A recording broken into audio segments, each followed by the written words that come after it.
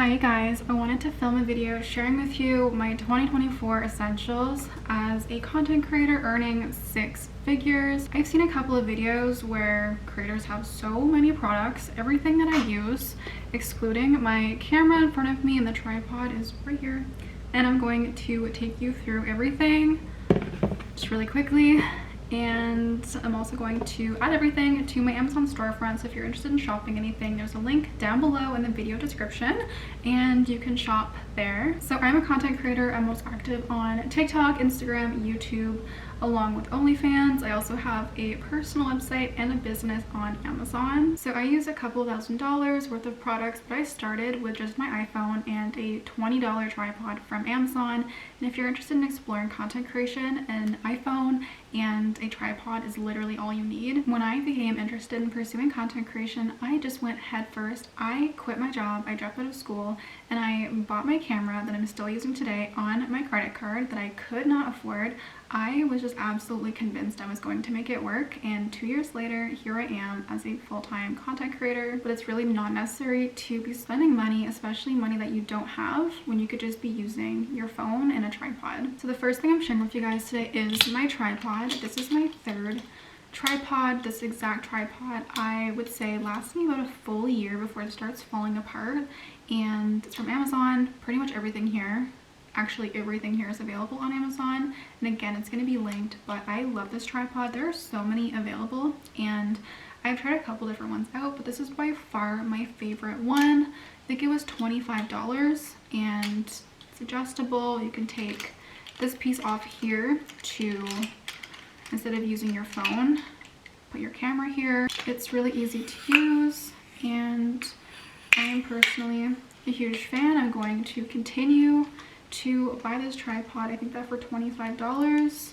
about a year of full-time use is great value. All of my horizontal content is filmed on a camera, and then all of my vertical content is filmed on my iPhone. I have 2 iPhones, one of which is my old phone. When I upgraded my phone, I just kept this one, and I love to use this when I'm creating content, especially photos, which can take up a lot of space. Sometimes I'll take 10,000 photos in a single day, since I use an app called Lens Buddy, which takes bursts of photos, and it just helps me maintain storage on my everyday phone, because there's nothing worse than going to get into a content creation workflow and your phone's full. So I have 2. I would say I use them both about equally, but definitely when it comes to batching, I'll use my older phone. But you don't need 2 phones to do this. This is just what works for me personally. My daily phone is an iPhone 11. I'm an Apple girly. I have a whole Apple ecosystem going here, and they just integrate so well together. I have headphones. These are an essential. I had these on my wish list for the longest time. I added them to my Amazon cart and waited for them to be on sale, and I saved about $150. I use these every single day, and I'm not gonna lie, I had never owned headphones before.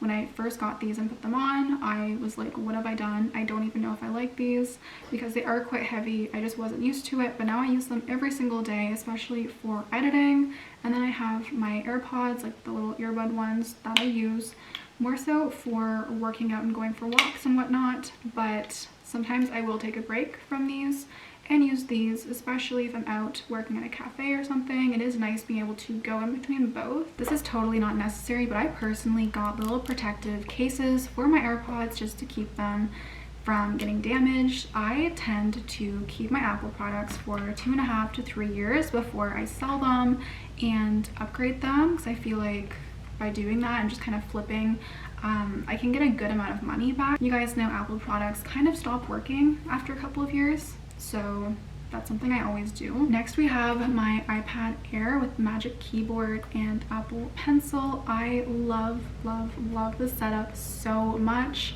and truly don't see myself ever working without it. My iPad's almost 3 years old now, so I'm going to be selling it and upgrading this year, and I will keep the Magic Keyboard case and the pencil, but I think it's just a good idea to replace it. Now, you guys have probably seen this before. The iPad just magnetically connects to this case here. Absolutely worth the investment.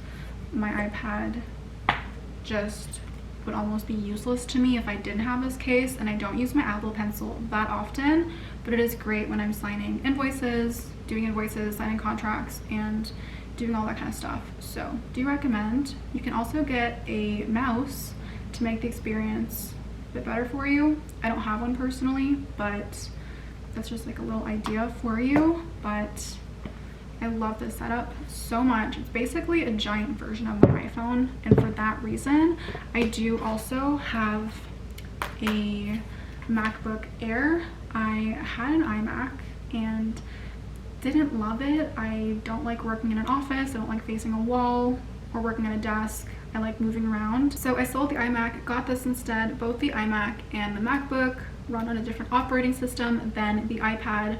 Although I love using the iPad for everyday things, it's iOS. It's basically, again, a giant version of my phone, and it is really difficult to do certain things on there, especially organizing within files, and so I like having this as well. I pretty much use my MacBook to stay organized and really just organize things that I'm not using every single day. If I'm going to be attaching documents, I will use my MacBook. I love how I can easily drop things from my iPad over to my MacBook to upload and whatnot, and it's just definitely a lot easier to use the laptop for certain things. But if I had to choose, I would say I prefer the iPad, and I could make do. It's just a little bit more difficult and less convenient. I am filming this video on my Canon G7X Mark III. I have been using this camera since the very beginning. Once the Mark IV comes out, I do plan to purchase that and keep this as a backup camera, or a camera that I'll use when I'm on the go and out of the house and maybe throwing my camera around a little bit. This camera has lasted me quite a long time now, and fortunately through AdSense alone,